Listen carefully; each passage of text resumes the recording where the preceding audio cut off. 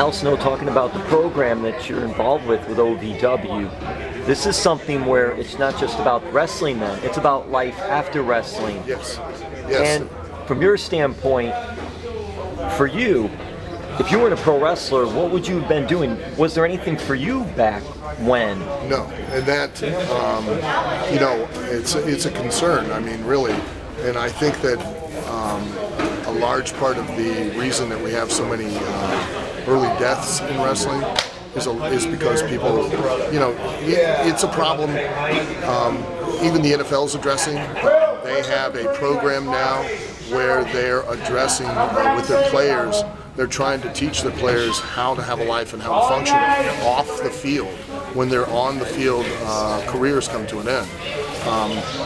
People that haven't done it don't understand, but when you are an athlete and you've focused your whole life, let's say like a football player, these young men have been, their sole focus has been from when they were pee-wee football up to junior high, up to high school, and their focus, their goal was to become an NFL player, and everything was directed to doing that, their whole lives. Then they go into college, then they go into the NFL, and then, because of an injury or just because they've had their career, it comes to an end, and they don't know what to do with themselves, and they just don't know how to function in a regular life, and it sounds crazy, but to be famous is kind of a double-edged sword, because when you're famous, it can be the most addicting drug for an individual.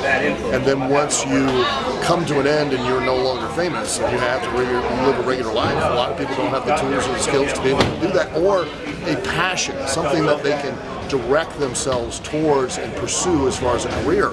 And without that, they're kind of rudderless in life, and a lot of times, they'll take steps to, end it. Terry Taylor had said it best, is that, athletes or even, and wrestlers especially, have to come to grips with two deaths. One is everybody has to come to grips with a mortal death, but probably the more challenging and the more daunting is to come to grips with the death of your career, because you have to go on living after your career is ended, and you don't have a direction. You don't have somewhere where you can focus that passion and that energy and that drive to continue to live and make a living. So I'm really hoping that this will allow these young men and women to have skills that will give them options at the end of their career, but also will give them a better appreciation and understanding of how to perform in the ring during their careers, because they've been taught how to operate a camera, so now they know in the ring what a cameraman's looking for while they're performing, so they're going to go out of their way to make better use of that camera, because at the end of the day, a professional wrestling show is nothing more than a commercial to sell the product, and the product are the professional wrestlers themselves. So if I can give them better skills right out of the gate, a better understanding, that's the key. It's one thing to give them mechanical skills and give them, if they have the athletic ability, they're going to pick that up. But to give them an understanding, to give them real knowledge, and grasp the concepts of what it is they're being taught and why they're being taught that, then it puts them so many miles ahead of anyone else as far as when they get an opportunity on a bigger platform. Now, this is not something that you just come up with overnight. Were there incidents or just things during your whole career that you thought about revelation and you wanting to do something like it? Was it a particular incident, or no, it just was over a matter of time you thought, hey, we need to do something about all this? And I don't regret anything, but and I talk about it. I wrote a book and pretty much explained it, but a lot of my shortcomings, a lot of the missed opportunities were because I wasn't taught. Wrestling has never been a very vocal business. It's more of a tactile business. It's very much a feel business, and they don't communicate. Even when they're producing you and directing you, they don't communicate. They expect you to just know. If somebody's not teaching you to how to understand or read that roadmap that really doesn't have any markings on it, then you'll miss those opportunities along the way. And because of that experience, I decided I wanted to ensure that people that were trained and taught would benefit from where I made my mistakes, and would make sure that they knew, and advance, okay, when this happens, this is what they're looking for. This is what they're really wanting.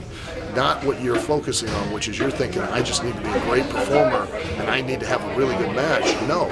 This particular time, this particular instance, they were looking for you to look like a star, not have a great match, not have a competitive situation, but to look like you could be at the top of the card, so that in 6 months they can potentially book you against the heavyweight champion, so that the audience doesn't go, hey, wait a minute, why is this guy wrestling for the heavyweight title? 6 months ago, you started teaching the audience that you deserved, you earned, and were ready for the heavyweight title then, so that when they started putting you in that spot, everybody went, oh, of course.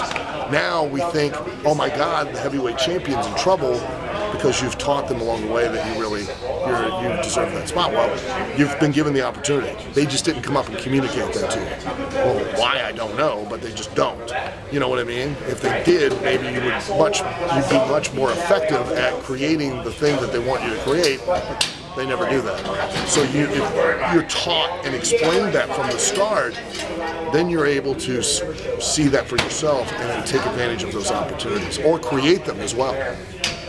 How can anybody go to the Combine? Is there a website or something? ASWA.live, and there is you can fill out the form for the Combine. And again, I know it's confusing because it's never been done, and I know that it gets even more confusing because the Ring of Honor has used that word for a tryout, and WWE has used it for a tryout. This is not a tryout. This is an actual evaluation and scoring of your athletic abilities. You will also be we'll need you to take a psych evaluation and an IQ test, because what you do in the ring requires an immense amount of intellect and an ability to think at literally a drop of a dime. You got to be able to think and evaluate and choose and decide what it is you're going to do. The same goes for the psych evaluation.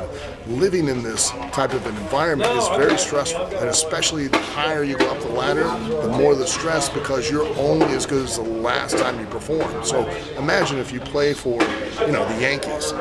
You need to go up, and every game you've got to at least hit a home run or a triple. You can get away with a double, maybe. You start hitting singles, and God help you if you do walks or strike out. You might end up wandering around the backstage eating catering and not know why, because nobody will ever come and explain it to you, but you won't get another chance at bat. Do you know what I mean? So you've got to 7 days a week, 24 hours a day, constantly be living under that pressure that you've got to perform every time you go out there, because if you don't, you're going to lose everything you gained. And the higher you go, the more you have to lose, the more the pressure. So that psyche evaluation is why that's so necessary to have, to see that you have the ability to be, one, coachable, and two, intellectually tough enough and emotionally tough enough to handle that pressure. Talking with D'Lo Brown earlier, and he mentioned about training, and he mentioned about working with you, and he said a prerequisite was that he had to watch Rudy a whole bunch of times. He loved the movie, but you guys made him watch it too much. Well, that's because I was in it, so why not? It was great. It's probably one of the best sports movies ever. Al, thank you so much. And hey, any collar and elbow? You didn't bring any collar and elbow this time. I didn't bring any collar and elbow with me, but you can go to collarandelbowbrand.com and you can use the code Snowman, and you can check out all of the cool designs. Use Snowman as the code, you take 10% off. Even if we have a sale, 20 or 30% off, add that 10% on top of that, you can save even more money. So, and you can round up your purchase to the next closest dollar, and all that money gets contributed to Cauliflower Alley Club and all their ongoing charitable efforts for the retired professional wrestlers and boxers. Al, thank you as always. Appreciate it. Thank you very much.